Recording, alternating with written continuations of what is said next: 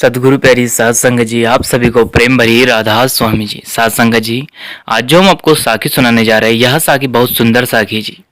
यह साखी एक पिता की है। देखिए, एक पिता जो कि अपने पुत्र को लेकर महाराज जी के पास जाते हैं और उन संत सदगुरु महाराज जी से कहते हैं कि महाराज जी, इस बच्चे की उम्र अभी 10 से 12 वर्ष है। इसे बहुत ही भयानक बीमारी जो कि कैंसर है वह हो चुका है। अब हमें मार्गदर्शन कीजिए कि हम किस तरह से इसका इलाज करवा सके। कुछ हमें बताइए, हम बहुत परेशान हैं। इतनी कम उम्र में इतनी भयानक बीमारी से किस तरह से आ गई। साथ संगत जी, देखिए, संत सदगुरु महाराज जी ने बड़े ही अच्छे सरल शब्दों में उनको समझाया कि देखिए, जो भी दुख सुख मुसीबत आती है वह सब हमारे ही अपने कर्मों के कारण हमें आती है। अब जो इसे यहाँ कैंसर है, यहाँ सब आपके ही कर्मों का कोई भुगतान है जिसे आपको चुकाना पड़ेगा। यानी यहाँ अपना हिसाब किताब लेने आपसे आया है। अब इसे आप यूं मत समझिए कि आपका पुत्र है। देखिए, कोई कर्म रहते हैं जो हमें इस संसार में आकर इस मनुष्य शरीर में पूरे करने पड़ते हैं, यानी उनका हिसाब किताब देना होता है। कोई पुत्र बनकर हमसे हिसाब किताब लेता है तो कोई और। इस तरह से आप समझ लीजिए कि आपका कोई कर्म था जिसका आपको इसको भुगतान देना होगा। साथ संगत जी, आगे संत सदगुरु ने समझाया कि देखिए, ऐसा नहीं है कि हाँ अपने कर्मों का भुगतान लेकर वापस चला जाए। अगर उस कुल मालिक की दया और मेहरबानी हुई तो यहाँ बहुत जल्दी ठीक भी हो जाएगा और खुशी खुशी आपको सारी जिंदगी सुख भी देगा। लेकिन हम इसे इस तरह से देख सकते हैं कि जो भी हमारी ज़िंदगी में दुख सुख मुसीबत या कोई समस्या आती है वह सब हमारे ही अपने कर्मों के कारण आती है। और संत सदगुरु हमेशा हमें समझाते रहते हैं कि चाहे दुख हो, मुसीबत हो, परेशानी हो, सभी को खुशी खुशी हमें सहना चाहिए और इनसे आगे बढ़ना चाहिए।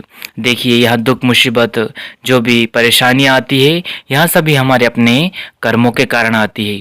हम जैसे जैसे संत सदगुरु के वचनों पर आगे बढ़ते जाएंगे, इन दुख सुख मुसीबतों का सामना करते आगे चलते जाएंगे।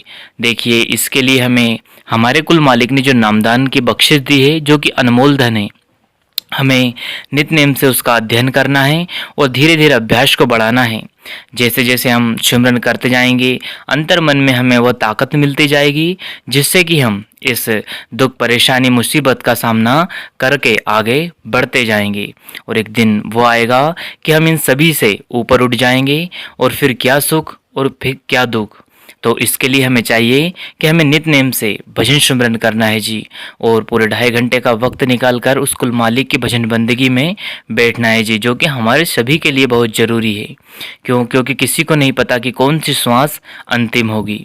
इसलिए इस दुख मुसीबत समस्या में उलझ कर नहीं रहना है और ना ही हमें उदास होना है, निराश होना है। हमें जो मालिक ने रास्ता बताया है, हमें सदा उस पर प्रेम और सरल स्वभाव से चलते रहना है और एक दिन हमें कुल मालिक की प्राप्ति करना है। वह जरूर हमें खुशी खुशी अपने निज वतन ले जाएगा। इसके लिए हमें अमृत वेले उठकर नित्य नेम से भजन सिमरन करना है जी।